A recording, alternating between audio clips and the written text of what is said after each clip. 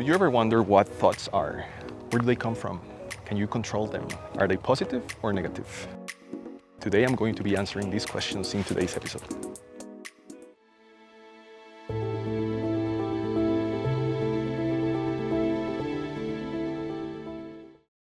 Welcome to a new episode of Inner Wisdom Life Guidance. Today I'm filming from Payta Lake in the Icefields Parkway, and we're hiking the Bow Summit. Today I was supposed to post an episode on healing depression, but instead of that I decided to do this bonus episode about thoughts, which I believe is very important and fundamental in order for you to have a better idea on how to heal depression. Before we start, as usual, a disclaimer, please remember, I'm not giving medical advice, I'm not giving mental health advice.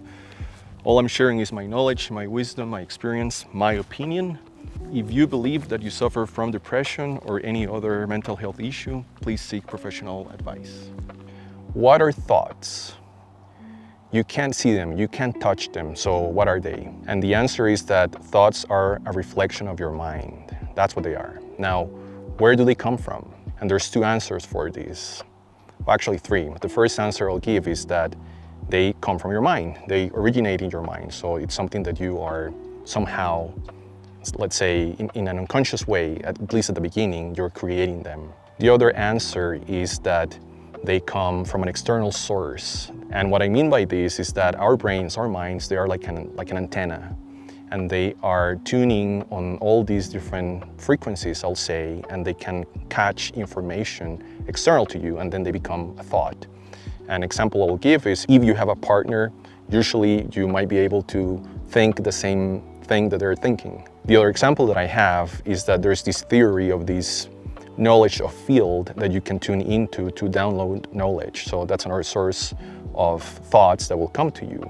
And the third one, I will say, are your, let's say, guardian angels or spiritual guides, depending on what you believe in, people that were close to you that passed away, that maybe they're trying to share a message with you. That's another external source of information that could manifest as a thought in your mind. And now the last answer that I have for you on where they come from is that I believe it's a combination of all of this. There's thoughts that you are creating yourself, they come from your mind. As I said before, they are a reflection of your state of mind. And also there's information external to you that you're capturing and becoming part of your thoughts. Are thoughts positive or negative? The answer is that they are neutral. And let me explain this with a Buddhist analogy. Let's say you're walking a path and you find a stick on the ground. There are two core things that are going to happen. The first thing is that you acknowledge the stick, you see it, and you continue walking. You ignore it, you move on. The second thing that could happen is that you decide to take some action with the stick.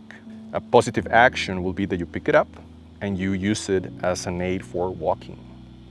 A negative action will be that you pick it up and you decide to use it as a weapon to hit someone and injure someone. Thoughts are just like the stick. They are neutral.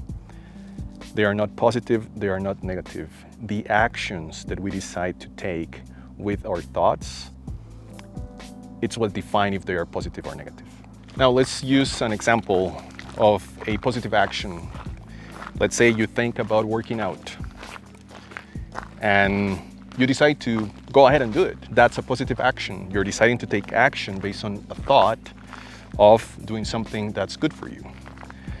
Now, a negative example, let's say that you're angry and you remember what triggered that anger. Let's say you were upset with someone and you decide to continue feeding that thought over and over again, making it larger. That's a negative action. You decided to feed that negative thought rather than stopping and replacing it with a positive one. What can you do if you have a negative thought? The first thing that you want to assess is, how do you feel? Are you too upset? Are you totally out of control? You have to calm down so that you can take a good action. Once you calm down, you're going to acknowledge the thought. And what this means is that you're going to observe the thought. That will stop the thought right away. And the next thing that you want to try to do is replace that thought with a positive thought. Now, I'll give you a very simple example on having this reverse clause, where the obstacle that you have or the negative thought that you have, you transform it into something positive. Let's say you are stuck in traffic and you're going to be late.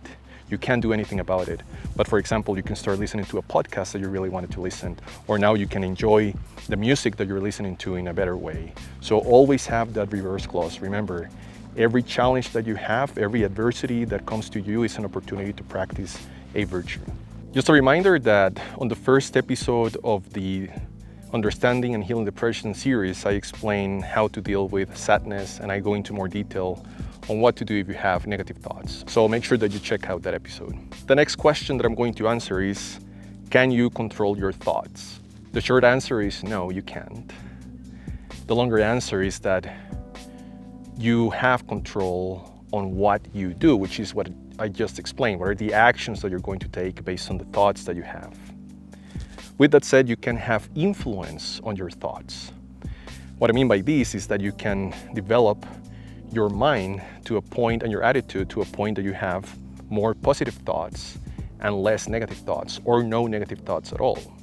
And also you can develop the ability, the skill, to ignore these negative thoughts that come to you. How do you do that? The main way, to me, and it sounds like a broken record, is practicing meditation.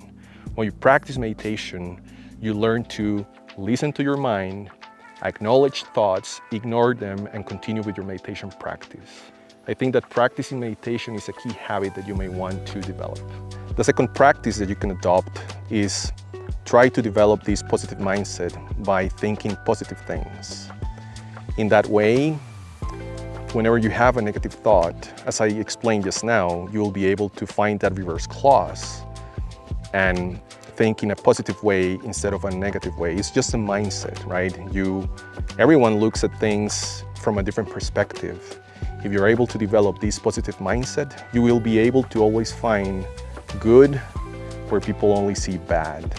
Let's talk about the impact that thoughts have in your actions.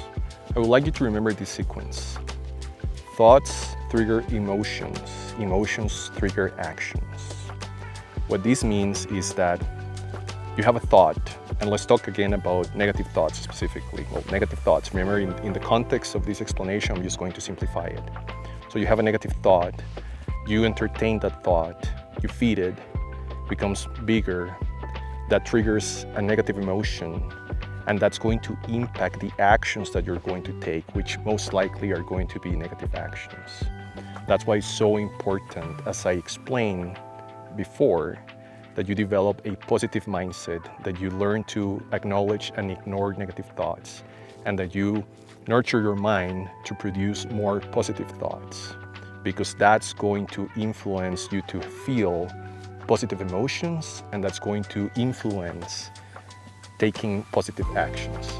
Past tragic events in our lives that had a negative impact, they leave an imprint. And you want to delete that imprint that you have. You want to erase that imprint in your mind. The reason I'm explaining this is because usually these imprints that you have in your mind, which are basically like a scar, they are going to impact the way that you react under certain circumstances, and they're also going to impact how you see life. As I explained in a previous episode, there's different levels of depression, and severe depression is usually triggered because you have trauma that you haven't dealt with yet. That's why it's so important that you're able to delete these imprints that you have in your mind. The best way to delete these imprints is by practicing meditation. I explained this before, I'll repeat it again. Through meditation, let's put it this way, these imprints that you have in your mind, the analogy that I'm going to use, they are like garbage floating on a lake. When you meditate, the lake becomes calm, and then the garbage that you see at the surface is going to go to the bottom of the lake.